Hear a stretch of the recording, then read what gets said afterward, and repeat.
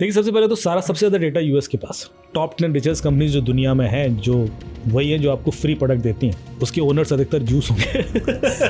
अब ये डेटा ये लोग ले क्यों रहे हैं? फेसबुक को क्यों पता करना है कि आपकी पॉलिटिकल बिलीफ क्या है, कि they want to control.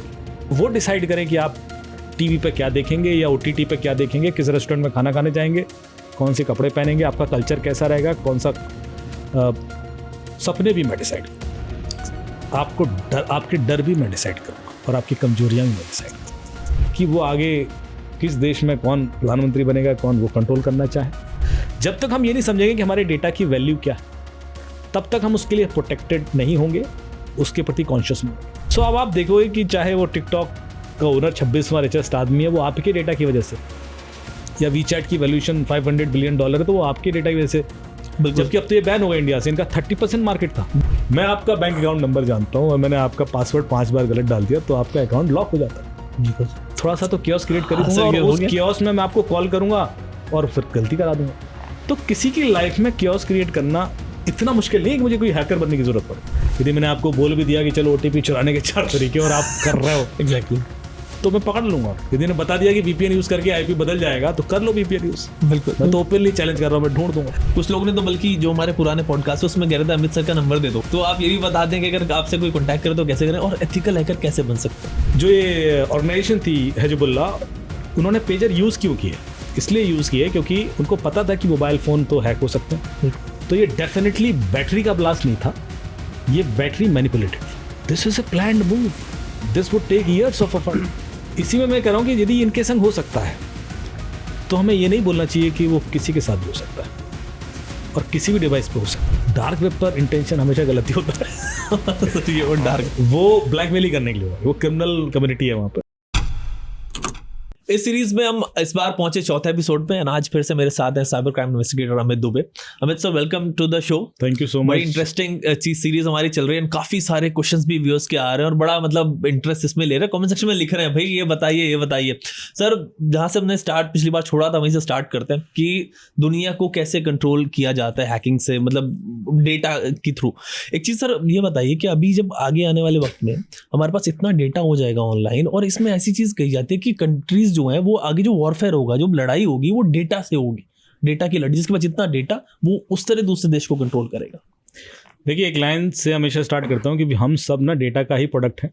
We all are the product of the data that has been fed to us since our birth. हमारे इच्छाएं, हमारी कमजोरियाँ, सब कुछ उस डेटा ड्रिवन है। कुछ कमजोरियाँ हैं जो आपके अंदर हैं, वो इसलिए हैं क्योंकि आपको वैसा डेटा मिला। कुछ कमजोरियाँ हैं जो मेरे अंदर हैं, वो इसलिए हैं कि मुझे वो वैसा डेटा मिला। ये मेरी इच्छाएं हैं। हम में से जितने लोग यहाँ बैठे हैं, किसने सोचा होगा कि वो प्रधानमंत्री बन जाए? बिल्कुल, किसी ने नहीं सोचा, क्योंकि आपको डेटा ही नहीं दिया हमने। सोचने का डेटा चाहिए होता है। कितने लोगों ने सोचा कि गोवा में मेरा एक घर होगा, ऐश कर लूँगा? बहुत ही कम लोगों ने सोच पाया होगा, क्योंकि उसको डेटा ही नहीं दिया ऐसा। उसकी सोच, उसके सपने तक हमने कंट्रोल कर लिया। मतलब उसकी इच्छाएं भी उस पर ही डिपेंडेंट हैं जो आपको डेटा मिला। बिल्कुल।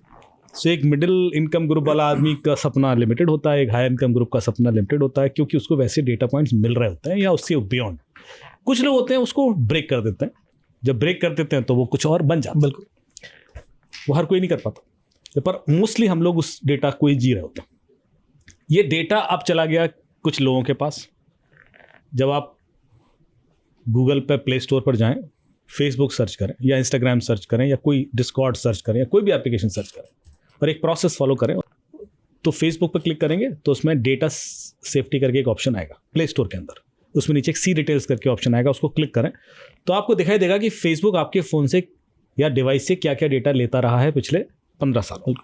क्या है डेटा, वो देखेंगे तो आपको पता पड़ेगा कि आपकी सारी लोकेशंस उसके पास हैं, आपके सारे फाइनेंशियल रिकॉर्ड्स उसके पास हैं, कि आप अपने क्या कैश विड्रॉल किया, क्या खरीदा, परचेज हिस्ट्री, क्रेडिट स्कोर, सब है।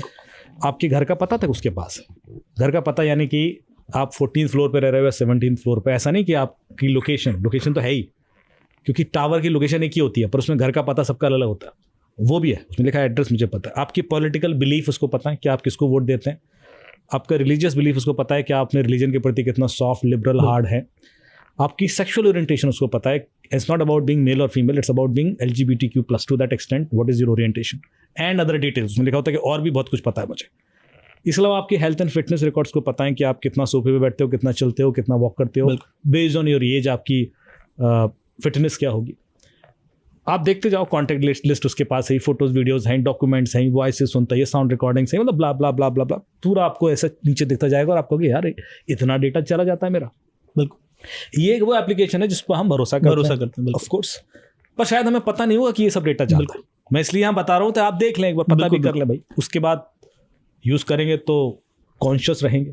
I am not against any such apps again, क्योंकि मैं ये नहीं कहता कि इस दुनिया में बचना है साइबर क्राइम से तो दुनिया में जीना छोड़ दो, ऐसा तो हो नहीं सकता। हाँ, हमें पता है कि इसके इम्पैक्ट क्या है, फिर जियोगे तो फिर सेफ अलग चीज होगी। बिल्कुल ना, रोड पे चलना है तो गाड़ियों से एक्सीडेंट हो जाता है तो ना रोड पे चलना बंद कर देंगे, पर यदि मुझे पता है कैसे होता है तो मैं उस हिसाब से चलूंगा, I will follow some regulations and rules.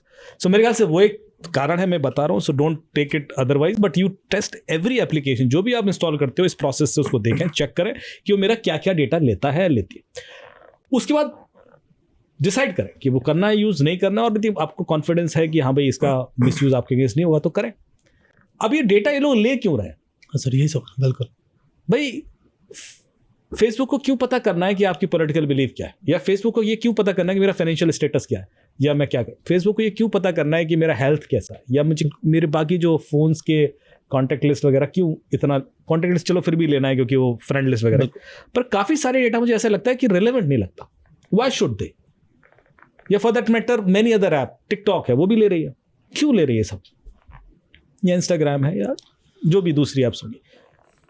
तो ये चीज़ परकुलेट होती है एक लार्जर इंटेंट में, और वो इंटेंट ये है कि they want to control you. Exactly, क्योंकि चीज़ें तो वैसे भी बेच देंगे, आपको बेच ही रहे हैं। वो तो ऐड दिखा के तो टीवी के टाइम से बिक रही चीज़ें। मैं सुबह से शाम तक एक साबुन का ऐड देखता हूँ तो दुकान में जाके वही साबुन मांगता हूँ, क्योंकि मैं वहाँ भर दिया जाता है कि we all are the product of the data. एक चीज़ बार बार भूली जाएगी तो मैं वही बैठ जाता हो जाएगा। वो तो वैसे भी कर रहे हैं, लेकिन ये स्पेसिफिक जो क्लासिफाइड डेटा लिया जा रहा है वो इस वजह से शायद कि वो आपको कंट्रोल कर पाए। अब वो डिसाइड करें कि आप टीवी पे क्या देखेंगे या ओटीटी पे क्या देखेंगे, किस रेस्टोरेंट में खाना खाने जाएंगे, कौन से कपड़े पहनेंगे, आपका कल्चर कैसा रहेगा, कौन सा मतलब आपकी लाइफ की जो भी डे टू डे एक्टिविटीज़ हैं, व्हाटएवर यू आर कंज्यूमिंग, वो मैं डिसाइड करूँ। सपने भी मैं डिसाइड करूँ, आपको डर, आपके डर भी मैं डिसाइड करूँगा, और आपकी कमजोरियाँ भी मैं डिसाइड करूँगा। जब मैं इस हद तक सोचता हूँ तो फिर डर लगता है। एग्जैक्टली सर, ये कि हमने अपनी एग्जैक्टली चाबी किसी और के हाथ में पकड़ा दी, कुछ छोड़ा नहीं अपने लिए। बिल्कुल, और इस वजह से पकड़ा दी क्योंकि मैं चिपका हुआ हूँ। बिल्कुल, यदि मैं 16 घंटे देख रहा हूँ तो मुझे कोई और ही कंट्रोल कर रहा है, क्योंकि मुझे जैसी वीडियो दिखाता हूँ वैसा मेरा मन हो जाता है, खुश हो जाता हूँ, दुखी हो जाता हूँ, इमोशनल हो जाता हूँ, ड्राइव होने लगता हूँ, मोटिवेटेड हो जाता हूँ। वो डिपेंड करता है ना कैसा कंटेंट पुश होना शुरू हो जाता है। कई बार मेरे हाथ में होता है, कई बार नहीं भी होता है। सो ये चीज़ें मेरे ख्याल से, जो आपका सवाल है कि वाई हो सकता है कि कारण ये हो कि वो आगे किस देश में कौन प्रधानमंत्री बनेगा, कौन वो कंट्रोल करना चाहे। हो सकता है कि इकोनॉमी कंट्रोल करना चाहे, हो सकता है आपकी लाइफस्टाइल कंट्रोल करना चाहे, कल्चर कंट्रोल करना चाहे, और वो खतरनाक हो जाएगा। If that would be the intention, आज शायद वो इंटेंशन हो ना हो, बिल्कुल हो सकता है कि आज कोई दूसरा पर्पज, लेकिन इवेंचुअली ऐसा हो सकता है, बिकॉज हमारा इतना डेटा उनके पास है कि ये चीज़ें पॉसिबल। जिस तरह से टिकटॉक को हमने बैन किया था, जब बैन किया तो लोगों को लगा कि भाई जो भी यूजर्स थे वो कह रहे यार इससे क्या हो रहा है, क्यों बैन कर दिया, ये सारा डेटा तो हर किसी को जा रहा है, एंड दे वर लाइक यार नहीं करना चाहिए था। बट लार्जर पिक्चर जो सर आप बता रहे हैं, थोड़ा सा और व्यूअर्स को एक्सप्लेन करें कि वो क्या नुकसान कर रही थी टिकटॉक। बिल्कुल, देखिए आप टिकटॉक जो डेटा लेता है फेसबुक से भी ज़्यादा डेटा लेता है। और दूसरी चीज़ है कि चलिए हमने डेटा दिया, वो आपके हाथ में, क्योंकि मैं आप पे ट्रस्ट करता हूँ, और वही एक क्रिमिनल के हाथ में उस पर ट्रस्ट नहीं करता, तो खतरनाक हो जाएगा वही डेटा। तो मैं ये सवाल नहीं कर सकता कि आपके पास भी है तो क्या हुआ, उसको भी दे दो। बिल्कुल, अरे भाई उसको नहीं दिया जा सकता। बिल्कुल, अब ये डेटा टिकटॉक का चाइना को जा रहा है, बिल्कुल, और चाइना का इंटेंशन कुछ भी हो सकता है कल के दिन। यदि मैंने इनको पावर दे भी दिया है फेसबुक को कि they can manipulate my thought processes, same power I can't बिल्कुल take risk to give to anyone else. तो ये एक जो चैलेंज है मेरे ख्याल से यूजर को समझने की जरूरत है। जब तक हम ये नहीं समझेंगे कि हमारे डेटा की वैल्यू क्या है, तब तक हम उसके लिए प्रोटेक्टेड नहीं होंगे, उसके प्रति कॉन्शियस नहीं होंगे। मैं कॉन्फ्रेंस में बोल रहा था और एक सीसो थे किसी कंपनी के, मेरे से बोले अमित जी ऐसा क्यों होता है कि हमारे यहाँ के डेटा लीक होते रहते हैं और हैक हो जाते हैं और बड़ी बड़ी कंपनी को प्रोटेक्ट कर लेती हैं। तो मेरे साहब इसलिए होता है कि मैं आपको 10 किलोग्राम का सोना दे देता हूँ और 10 किलोग्राम का चावल देता हूँ, और मैं आपसे कहता हूँ कि क्रिमिनल एक ही एफर्ट लगाएगा दोनों चीज़ चुराने का, तो आप सोना तो बचा लोगे चावल चोरी हो जाएगा। जबकि सेम एफर्ट लग रहा था, सेम तरीके थे, क्योंकि आपको बचाने के एफर्ट्स होने के लिए ज्यादा होंगे। बिल्कुल आप जान लगा दोगे, क्योंकि आपको वैल्यू ही नहीं पता है, इसलिए वो चोरी हो जाता है। जिस दिन वैल्यू समझ में आ गई तो अपने आप प्रोटेक्ट कर लोगे उसको।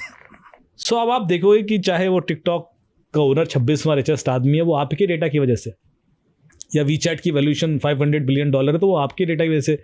जबकि अब तो ये बैन हो गया इंडिया से, इनका 30% मार्केट था। बिल्कुल TikTok was close to 30% market मतलब having in India. Similarly WeChat grow कर रहा था, और इनकी जो वैल्यूएशन है वो देशों की जीडीपी से ज्यादा है। पाकिस्तान की जीडीपी 250 बिलियन है और 500 बिलियन वीचैट की वैल्यूएशन निकलती है।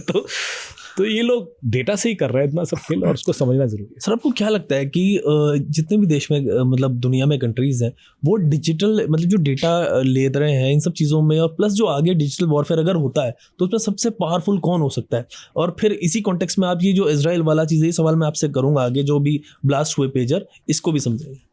देखिए, सबसे पहले तो सबसे ज़्यादा डेटा यूएस के पास, क्योंकि सारे आप देखोगे टॉप 10 रिचेस्ट कंपनीज जो दुनिया में हैं, जो वही है जो आपको फ्री प्रोडक्ट देती हैं, वो उसमें से अधिकतर यूएस की ही है। और उसके ओनर्स अधिकतर जूस होंगे। ये मैं इसलिए कॉन्टेक्स्ट दे रहा हूँ क्योंकि जब पेजर ब्लास्ट हुआ तो मैंने एक मीम देखा। उसमें पेजर का जो फाउंडर है, उसका नाम भूल रहा हूँ, ही सम ज्यूस गाय एंड ज्यू था वो एक, he started, he made that, नाम बड़ा अच्छा सा नाम है, आई फॉरगॉट। सो उस तरह से देखा गया कि it was a war started long back type, but सिर्फ हम डेटा शेयर कर रहे हैं, किसी का क्या इंटेंशन है Exactly, मतलब हम किसी हमारा के बारे में कोई बात नहीं कर रहे। तो मैं कहना चाह रहा हूँ कि अभी जो डेटा है सबसे ज़्यादा यूएस के पास है, और चाइना का डेटा किसी के पास नहीं है। Exactly sir. सो ये दो कंट्री ऐसी हैं जो दो ध्रुव हैं, एक जिसके पास सारी दुनिया का डेटा है और एक जिसका डेटा किसी के पास नहीं है, पर चाइना के पास बाकी कंट्रीज का डेटा है। एग्जैक्टली सर, सारा कंट्रोल कर रहे हैं वो चाइनीज ऐप्स के थ्रू। क्योंकि वो जो चाइनीज ऐप हैं, चाहे वो टिकटॉक हो, चाहे वो वीचैट हो, चाहे वो कैम स्कैनर हो, चाहे वो जितने भी पबजी हो, they all were collecting data. तो वो तो ओन करते ही ये लोग, अपना किसी को नहीं दिया, क्योंकि अपना इनका सब कुछ, सर्च इंजन भी अपना, सोशल मीडिया भी अपना, चैट भी अपना, और ये उन्होंने बहुत पहले स्टार्ट कर दिया था। तो इनका विजन बड़ा क्लियर था कि यार ये डेटा का इम्पैक्ट कितना बड़ा हो सकता है, कि इकोनॉमी भी कंट्रोल हो सकती है, पॉलिटिकल सिचुएशंस भी कंट्रोल हो सकती हैं, जियोग्राफिक कॉन्टेक्स्ट जो कॉन्फ्लिक्ट है वो भी कंट्रोल हो सकते हैं, दो देशों में लड़ाइयाँ कराई जा सकती हैं। ये सारी चीज़ें वो उनको पता थी, इस वजह से आई थिंक बहुत बहुत दूरदर्शिता दिखाई उन्होंने, और पहले से ये कॉल ले लिया, जबकि बाकी देश नहीं देखा पाए। तो अभी आगे का जो सिनेरियो होगा वो इन्हीं दोनों के बीच में होगा, यदि डेटा ड्रिवन लड़ाइयाँ होनी है, क्योंकि एक जिसके पास सबका और एक जिसका किसी के पास नहीं है, वो सेफ है, सेफेस्ट है। बाकी तो डिप्लोमेटिक सिचुएशन में चलेंगे कि भाई नुकसान मत करो हमारा। अब आते हैं इस पे जो पेजर वाला ब्लास्ट। बिल्कुल सर। तो जो ये ऑर्गेनाइजेशन थी हिजबुल्लाह, उन्होंने पेजर यूज़ क्यों किया?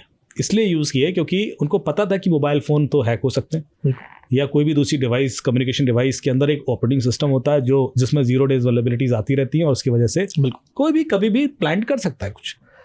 तो वो जानबूझ के एक ऐसी टेक्नोलॉजी लेना चाह रहे थे जो आउटडेटेड है, जिसके अंदर कोई ऑपरेटिंग सिस्टम ऐसा नहीं है जिस पर कोई रिमोटली इंस्टॉल हो जाए, और मिनिमल फीचर है, दैट टू इनक्रिप्टेड इनक्रिप्शन है, इसलिए सेफ है, सिक्योर है, और इस वजह से हमने सेलेक्ट किया। लेकिन कई बार क्या होता है कि जब आप कोई ऐसी टेक्नोलॉजी सेलेक्ट कर लेते हो जो एक्सक्लूसिव है, तो आप ज़्यादा बड़ा रिस्क ले लेते हो। कैसे? आप लोग यदि आईफोन यूज़ कर रहे हो तो आपके आईफोन का वर्जन भी अलग होगा, आपके आईफोन का ओएस वर्जन भी अलग हो सकता है, बहुत कुछ चीज़ें अलग हो सकती हैं। पर यदि मैं पेजर यूज़ कर रहा हूँ और पेजर एक ही कंपनी बनाती है, गॉट इट, बिल्कुल एक ही कंपनी बना रही है, वो तो बना नहीं है, तो मुझे पता है कौन सी कंपनी पेजर बना रही है, कौन सा वर्जन है, कौन सा हार्डवेयर है, कौन ये हार्डवेयर बनाता है वो भी मुझे क्लियर है, ओएस कौन मैनेज करता है वो मुझे क्लियर है। तो मुझे सारी चीजें क्लियर है क्योंकि दूसरा कोई है ही नहीं, तो कोई परमिटेशन कॉम्बिनेशन अवेलेबल ही नहीं। एग्जैक्टली। सो वो रिस्क इस वजह से है क्योंकि मुझे अब उसमें एक एक बंदा प्लांट करना और किसी तरीके से वो मैनिपुलेट कर देना। ब्लास्ट पेजर की जो बैटरी होती है बहुत छोटी होती है। अब तो फ़ोन की बैटरी आप देखते हो तो 4000 mAh, 5000 mAh और 8000 mAh भी होती है, लेकिन उसमें 250-300 mAh से बड़ी बैटरी नहीं होती। उसमें ब्लास्ट यदि हो भी जाए ना तो इतना नुकसान नहीं हो सकता। तो ये डेफिनेटली बैटरी का ब्लास्ट नहीं था, ये बैटरी मैनिपुलेटेड थी। बैटरी के अंदर डेफिनेटली कुछ ऐसा पदार्थ डाला गया था जो ब्लास्ट होकर इतना नुकसान कर सके कि, तो ये पूरी की पूरी बैटरी रिप्लेस हुई है। फिर अकेले बैटरी बैठे बैठे ब्लास्ट नहीं हो सकती, सॉफ्टवेयर भी चेंज हुआ होगा, क्योंकि जिसने ट्रिगर किया क्योंकि एक साथ हुआ है ब्लास्ट, तो कोई तो कंट्रोल सिस्टम था, वो सॉफ्टवेयर के थ्रू होगा। तो सॉफ्टवेयर मैनिपुलेट किया गया, तो टाइमर बेस्ड कंट्रोल हो या ट्रिगर बेस्ड कंट्रोल हो कि मैं एक मैसेज भेजूंगा और इस मैसेज पर ये वल्नरेबिलिटी एक्सप्लॉइट होगी और बैटरी ब्लास्ट कर जाएगी। तीसरी चीज सप्लाई चेन हैक हुई, क्योंकि ये चलो मैंने सॉफ्टवेयर भी चेंज कर दिया, हार्डवेयर भी चेंज कर दिया, अब ये डिवाइस इन तक पहुंचे कैसे, तो मुझे पूरी सप्लाई चेन कंट्रोल करनी है। अरे तो जहां से वो डिलीवर हुई, जहां से वो ले जाई गई, जॉर्डन में शायद 1-2 दिन रुकी थी, हॉल्ट हुआ था, वही जो डेटा अवेलेबल है उसी बेस पे बोल रहा हूँ, पर मैं पॉसिबिलिटीज दे रहा हूँ। तो उस दौरान हो सकता डिवाइसेस बदल दी गई हो सकता उस दौरान बैटरीज बदली हो, और उसके बाद सप्लाई करके फिर उन्होंने वेरिफिकेशन मैकेनिज्म भी होगा। ये लोग ऐसे रिस्क नहीं लेते, जो सॉफ्टवेयर चेंज किया गया होगा वो सॉफ्टवेयर ने ये भी बता रहा होगा कि कौन सी डिवाइस यूज हो रही है, कौन सी नहीं हो रही है, कौन यूज कर रहा है, उसकी लोकेशन वगैरह शायद लोकेशन नहीं मिलती, उसमें जीपीएस नहीं होता होगा, लेकिन टेंटेटिव आइडिया लग जाता है। तो ये सारी चीजें उनको पता थी, and then they decided on a particular date कि हाँ इस दिन मैं करूंगा तो मैक्सिमम नुकसान होता है।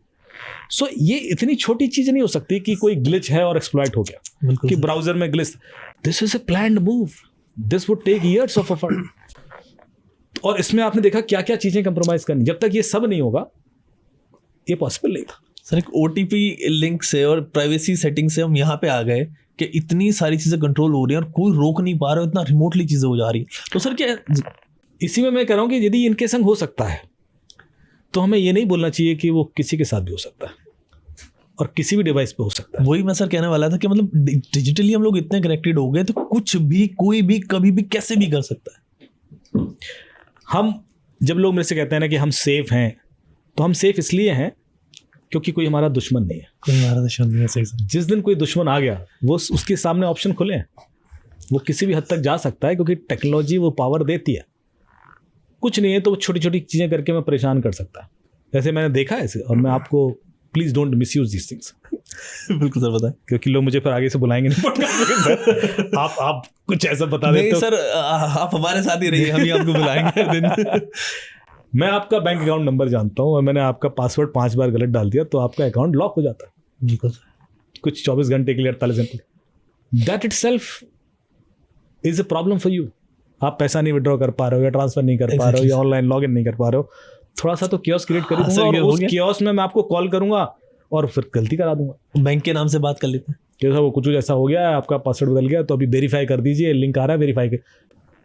दूसरा, मैं आपका फोन पड़ा हुआ है और उसमें रॉन्ग पिन डालना शुरू कर दूं तो वो लॉक कर दूंगा मैं। मतलब ये छोटी चीजें, ये छोटी छोटी चीजें हैं, पर ये छोटी छोटी चीजें इतनी बड़ी प्रॉब्लम कर देती हैं कि मेरा फोन ही लॉक हो गया, मैं परेशान हो जाऊंगा यार। मुझे अचानक से कुछ अर्जेंट कॉल करनी है या मुझे अब दूसरा फोन करके उसमें सिम डालनी है, तो वो मैं डिले कर दिया मैंने। तो किसी की लाइफ में कियोस्क क्रिएट करना इतना मुश्किल नहीं है कि मुझे कोई हैकर बनने की जरूरत पड़े।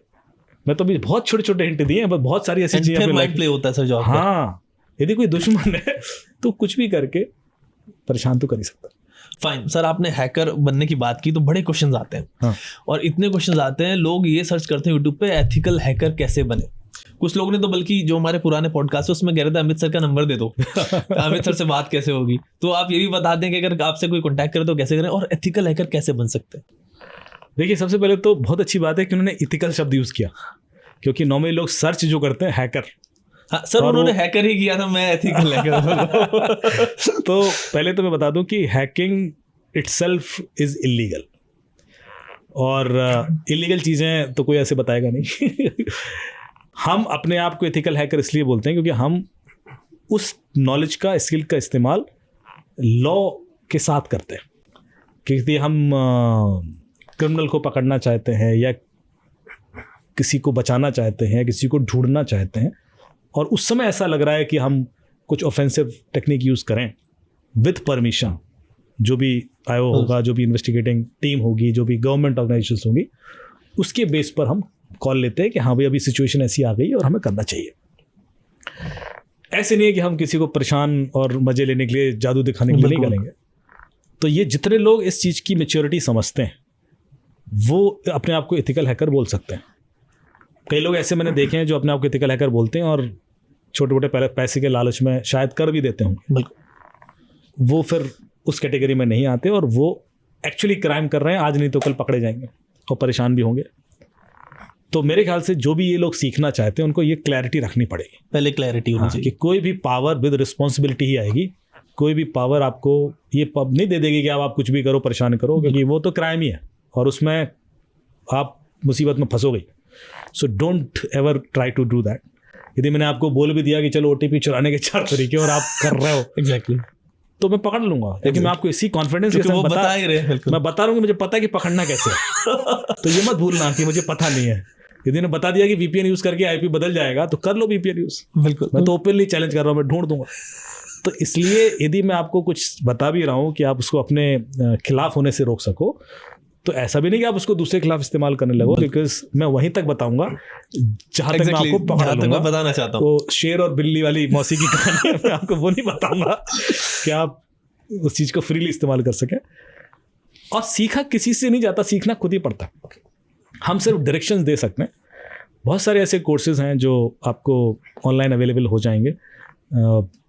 बुक्स हैं बहुत सारी, बहुत अच्छी अच्छी बुक्स हैं जो मैं आपको कमेंट्स में डाल देना, आप उसमें भेज देंगे हम लिंक्स वगैरह।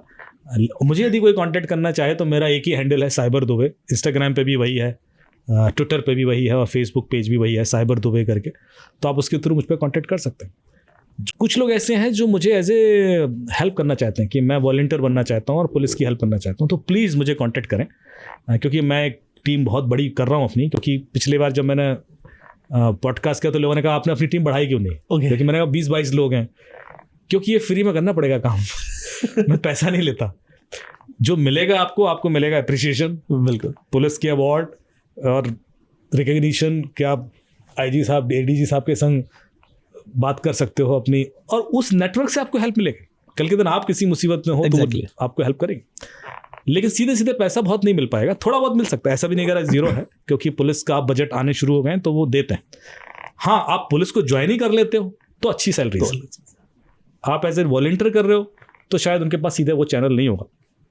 अभी मैं जो कर रहा हूँ वो अपनी टीम एज ए वॉलंटियर बना रहा हूँ, पर आपको सीखने को इतना मिलता है कि जितने लोग मेरे से सीखें सब बहुत अच्छी अच्छी जॉब्स में। एक्चुअली सर वो ऑलमोस्ट मतलब आपके साथ रहे तो हाँ, वो 1 साल 6 महीने 8 महीने यदि मेरे संग रहे, तो अभी कोई दुबई में है क्योंकि हर जगह डिमांड है, बिल्कुल, कोई डेनमार्क में काम कर रहा है, सब जो बिग 4 है आपके EY, डेलॉयट, KPMG, ये सब कंपनीज में लगे हुए हैं।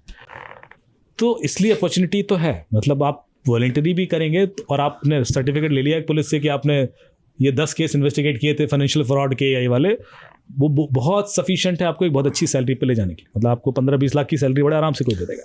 सो इसलिए प्लंज लें, सीखें, मैं आपको ऐड कर लूँगा, आप अपने डिटेल भेजें और मैं आपको काम देना भी शुरू कर दूंगा। आपको सीधे कनेक्ट कर दूंगा किसी लोकल पुलिस से, आप जहाँ पे भी होंगे, आप बिजनौर में हैं, आप बुलंदशहर में, आप केरला में हैं, महाराष्ट्र में हो, क्योंकि मेरे हर जगह चूँकि मैं कनेक्टेड हूँ, तो आप ही के शहर के आपके लोकल जो भी साइबर सेल होगा, जो भी SSP साहब होंगे, उनसे मैं कनेक्ट कर दूंगा। आप जाके मिलिए और हेल्प करना शुरू कीजिए। सर आप कह रहे काम तो किस तरीके का काम होगा सर यूजर्स के लिए, थोड़ा सा देखो, सबसे पहले जो कॉमन आता है कि साहब, जैसे मुझे कल ही एक कॉल आया यहाँ पर, मैं नाम भूल गया, यूपी, वो जो SI थी, कोई लेडी इंस्पेक्टर थी, मुझे कॉल कर रही कि साहब एक लड़की आई है मेरे पास और उस लड़की ने कहा है कि मेरे को एक कॉल आया, उस कॉल पे मैंने उसने कोई OTP नहीं बताया, कुछ नहीं किया, पर उसको कोई लिंक आया था और उसने क्लिक किया और उसका पूरा अकाउंट खाली हो गया। उसने सिर्फ इतना बताया। तो वो डरी हुई है कि अब आगे तो नहीं निकलता रहेगा पैसा, मतलब एक बार निकल गया तो ऐसा तो नहीं कि अब हैक दिया फ़ोन।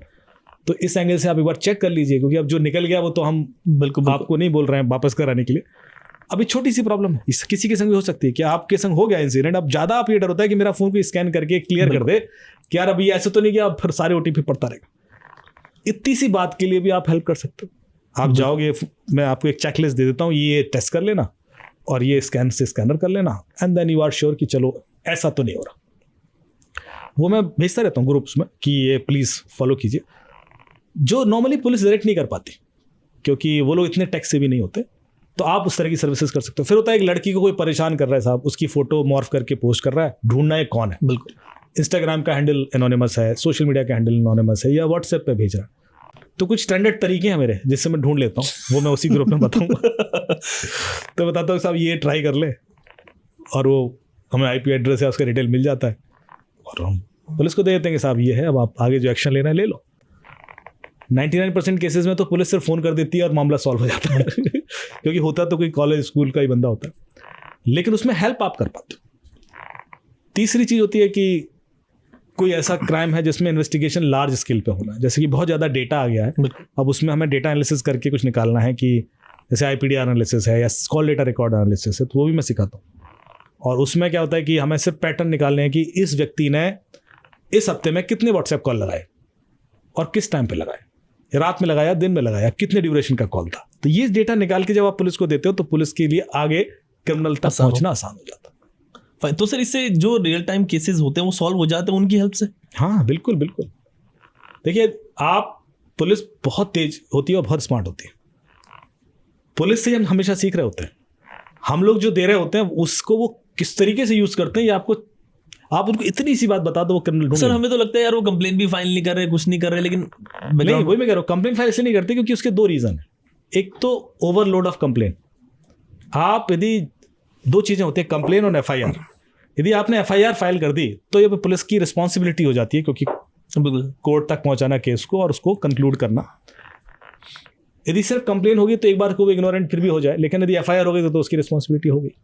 तो इसलिए वो कन्वर्जन तभी करेंगे जब उनको कॉन्फिडेंस होगा कि हाँ इसमें कुछ मामला है, मैं हेल्प कर सकता हूँ, सॉल्व कर सकता हूँ। यदि ये कुछ ऐसा मामला है इसमें मैं कुछ कंक्लूड कर ही नहीं पाऊंगा तो वो कई बार अवॉइड करते हैं, बिकॉज इतनी कंप्लेंट पड़ी हुई है। एक रीज़न है, प्रैक्टिकल रीज़न मैं आपको बता रहा हूँ। पर कंप्लेन तो आप कर सकते हो, कंप्लेन तो आपका हक है। कंप्लेन आप ऑनलाइन भी कर सकते हो, www.cybercrime.gov.in पर जाएँ, करिए, वो आपके लोकल थाने को रिपोर्ट कर देगा। आपको एक SMS आएगा जिसमें आप मोबाइल नंबर भी होगा उस आयोग का जिसको एक केस दिया गया है। हाँ, ये बात तो है कि उस आयोग के पास 5000 केस पड़े होंगे। ओके, हाँ बिल्कुल। जब आप हर आदमी उस तक जाएगा भी नहीं, आप जाओगे तो शायद आपके केस को थोड़ा बहुत वो प्रोसेस करना शुरू भी कर दे, पर ही इज ओवरवेल्म्ड। ऑलरेडी इतने केसेस हैं कि वो क्या करे। ये प्रैक्टिकल है और ये मैं गवर्नमेंट को भी बोल रहा हूँ कि इसमें बहुत कुछ करने की जरूरत है। कैसे उम्मीद करते हो आप कि 5000 या 200 केसेस भी यदि किसी के पास हैं, एक व्यक्ति के पास, तो वो कैसे सॉल्व करेगा? तो उस केस में डेटा एनालिसिस बहुत हेल्प करता है, पैटर्न निकालना कि साहब ये 400 केसेस आए थे, इसमें जो कंप्लेंट आई है ना उसमें जो क्रिमिनल का नंबर है ये है, ऑपरेटर्स उनके ये हैं, लोकेशंस उनके ये हैं। अब एक बंदा आया टेक्निकल, उसने कहा सर मैं एक पैटर्न बना के देता हूँ आपको, ये केस यहाँ से हो रहा है सारे, ठीक है। अब बाकी पुलिस बहुत स्मार्ट है, वो रेकी करके ह्यूमन इंटेल निकाल के उनके विटनेसेस, मतलब जो बंदे होते हैं वहाँ से सब निकाल के वो पकड़ लाएंगे उसको। पर इतना तो बताना पड़ेगा ना, उसके लिए टेक्नोलॉजी बहुत हेल्प करती है। फाइन सर, एक पुराना क्वेश्चन जो इससे पिछली बार डिस्कस कर रहे थे उससे आया मेरे माइंड में, जो वर्ल्ड की मतलब हैकिंग वैकिंग पूरा चलता है, जो ग्रुपिंग चलती है, उसमें भी विकीलीक्स बड़ा पॉपुलर हुआ था कुछ वक्त पहले, जूलियन असांज को फिर वहाँ पे उसके साथ इशू भी हुआ। तो सर उस पर भी थोड़ा सा आप डिटेल दीजिए कि ये किस तरीके से चीज़ें होती हैं और वो क्या करना चाह रहे थे। देखिए, ये चीज़ें विकीलीक्स के टाइम पर तो सर्विस वेब पर रही, लेकिन इससे पहले इसके बाद डार्क वेब पे बहुत तेज़ी से होना शुरू हुई, जिसमें क्या होता है कि आप या तो हैकिंग से या विसल ब्लोअर के थ्रू, मतलब कोई इंटरनल ऑर्गेनाइजेशन कोई इंटरनल आदमी है वही आपको डेटा दे देता है कि साहब ऐसा कुछ हो रहा है। बड़ी बड़ी ऑर्गेनाइजेशन के खिलाफ भी ऐसा होता है और उसको डेटा को एविडेंस मानकर उसकी को आप पब्लिश करते हो, एक स्टोरी कनेक्ट करते हुए कि साहब मेरा वर्जन ये है कि इस वजह से ये चीज़ हो रही है। तो विकीलीक्स चूँकि स्टार्ट किया था तो उसको एज ए शॉकिंग लिया गया कि यार ये तो किसी का भी डेटा निकाल लेते हैं। उसमें उन्होंने कई बार इलीगल तरीके भी इस्तेमाल किए थे, इस वजह से उन पर केसेस भी हुए।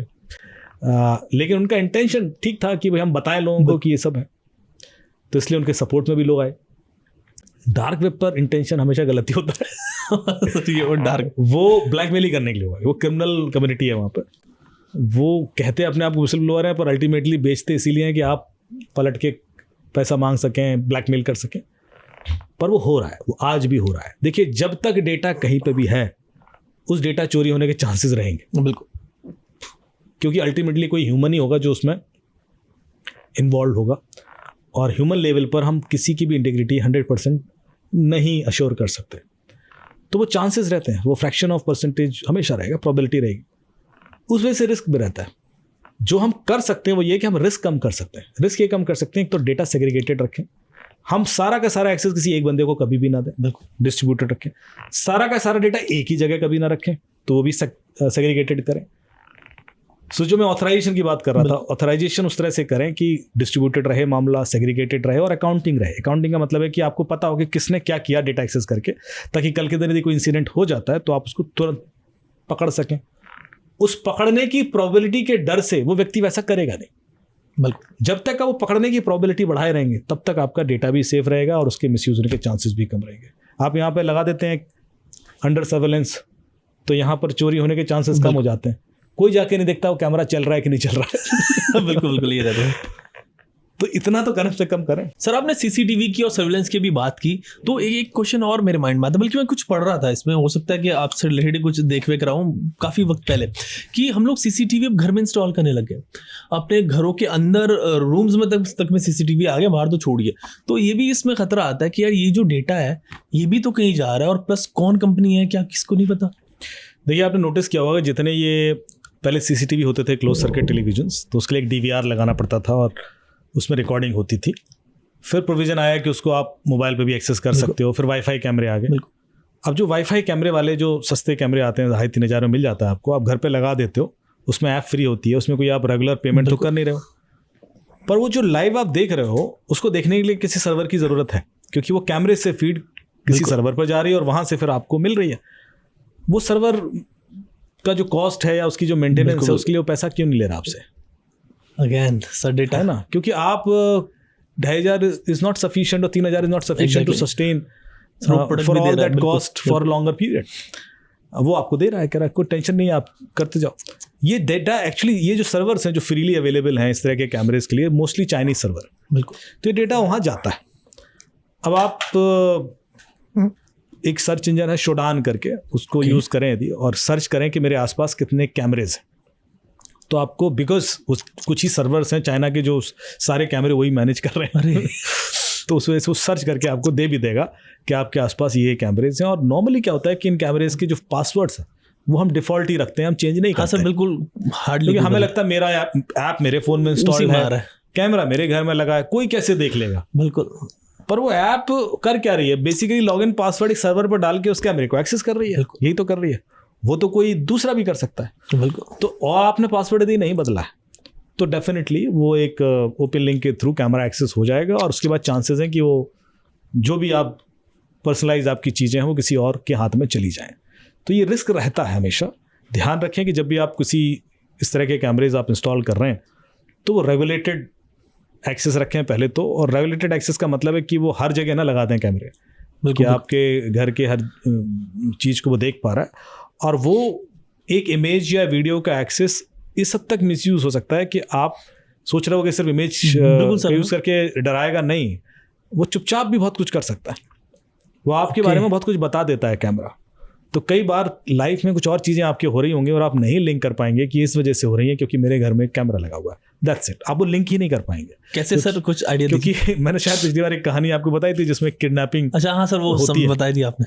तो यदि मुझे आपके घर के पीछे की एक पिक्चर भी दिख गई या एक डिवाइस दिख गई या आप कौन सा शो पीस रखा हुआ है या आप किसी एक पर्टिकुलर पेंटिंग, उसके बेस पर मैं एक स्टोरी बिल्ड करके किसी और चैनल के थ्रू आपसे, जैसे मुझे समझ में आ गया फलानी किताब आप पढ़ते हैं, अरे सर मैं फलाना ऑथर बोल रहा हूँ एंड ऐसा कुछ करके मैं कहानी बिल्ड करके आपको ट्रस्ट बिल्ड कर सकता हूँ ना यार, जो भी है। मतलब वो तो मैं एक बिल्कुल ब्रॉड एग्जांपल दे रहा हूँ, but any small thing which is very specific to your interest, यदि मुझे वो पता पड़ जाती है बिकॉज ऑफ दैट, तो मैं उसके अराउंड एक पूरी कहानी बिल्ड करके आपका भरोसा जीतकर आपको लूट सकता हूँ। तो ये खतरे बढ़ जाते हैं। तो हमें हमेशा थोड़ा सा, क्योंकि हमने पहले हम सोचते थे कि ये चीज़ें सिर्फ लिमिटेड लोगों को पता होंगी, पर शोडान सर्च इंजन तो ओपन है। सर शोडान में क्या हमें मिल सकता है? कोई भी IoT डिवाइस होती हैं जो इंटरनेट से कनेक्टेड हैं, और चाहे वो कैमरेज हों, आपके मोस्टली कैमरेज ही होते हैं, लेकिन बहुत सारे सेंसर्स और भी हैं, इंडस्ट्रियल सेंसर्स भी हैं, इंडस्ट्रियल कैमरेज भी हैं। वो सारे आप सर्च करें, अपने एरिया स्पेसिफिक सर्च भी कर सकते हैं कि मुझे इस एरिया में कितने कैमरे लगे ढूंढ के दो, तो वो निकाल के दे देगा। तो यदि वो कैमरे फायरवॉल के थ्रू प्रोटेक्टेड नहीं है तो चांसेस हैं कि सर क्लिप भी चल रही होगी। हाँ, लाइव देख सकते हो आप बिल्कुल लाइव लॉगिन करके देख लीजिए। और कई तो ऐसे होंगे जिसमें पासवर्ड भी नहीं होगा, मतलब अपने घर की फुटेज हो सकता है वहाँ। बिल्कुल बहुत सारे ऐसे कैमरेज होते हैं जिसमें पासवर्ड भी नहीं होगा। तो हम लोगों ने जी पर ही एक शो किया था जिसमें लाइव एक्सेस करके दिखाया था, और वो कैमरे ऐसे ऐसे एरिया में थे जो बड़े सेंसिटिव एरियाज हैं, जैसे कि नॉर्थ एवेन्यू, साउथ एवेन्यू वाले एरियाज में कुछ कैमरेज लगे थे जो लाइव फीड दे रहे थे। और उसके बाद हमने ये भी किया था कि हमने अपने एक जर्नलिस्ट को कैमरा लेके, मोबाइल लेके भेजा था, वहाँ गया, मैं यहाँ से देख रहा हूँ और उस कैमरे के सामने खड़े होकर बात कर रहे हैं। मैंने कहा देखो, यू कैन सी। तो इस हद तक चीज़ें हुई है, और आई एम श्योर कि अभी भी लोग वो प्रैक्टिसेस वैसी ही चल रही हैं, कोई सिक्योरिटी अवेयरनेस उतनी ज़्यादा है नहीं कैमरों को लेकर, पर ये खतरे बहुत ज़्यादा। एग्जैक्टली और इसीलिए सर हम ये पूरी सीरीज चला रहे हैं, और इस सीरीज में आगे भी बहुत सारी चीज़ों पे हम आपसे बात करते रहेंगे। आज के लिए शो में इतना ही रखते हैं इस एपिसोड में। आप हमारे साथ कनेक्ट किया आपने, उसके लिए शुक्रिया sir. Thank you Ayaz ji, thank you so much. And मैं अपने व्यूअर से भी कहूँगा कि प्लीज़ इसको फैलाएं ज़्यादा से ज़्यादा, क्योंकि cyber awareness is a mutual responsibility. हमारी सिक्योरिटी सिर्फ हम तक अब सीमित नहीं है, हमारे घर में यदि कोई भी अनअवेयर है तो ख़तरा हम तक है। उसकी अनअवेयरनेस की वजह से मैं नुकसान में आ सकता हूँ, मेरे संग प्रॉब्लम हो सकती है। तो हमें जिम्मेवारी लेनी होगी कि हम ये सबको बताएं और उनको थोड़ा सा सचेत करें ताकि ये रुके। तो ये जो आपका प्रयास है, इसके माध्यम से जो भी हम बता रहे हैं आप लोगों को, आप ज़्यादा से ज़्यादा लोगों तक शेयर करें, फैलाएं, तो शायद हम साइबर क्राइम को रोक पाएंगे, उनकी रेट तोड़ पाएंगे। Sure sir, thank you. Thank you.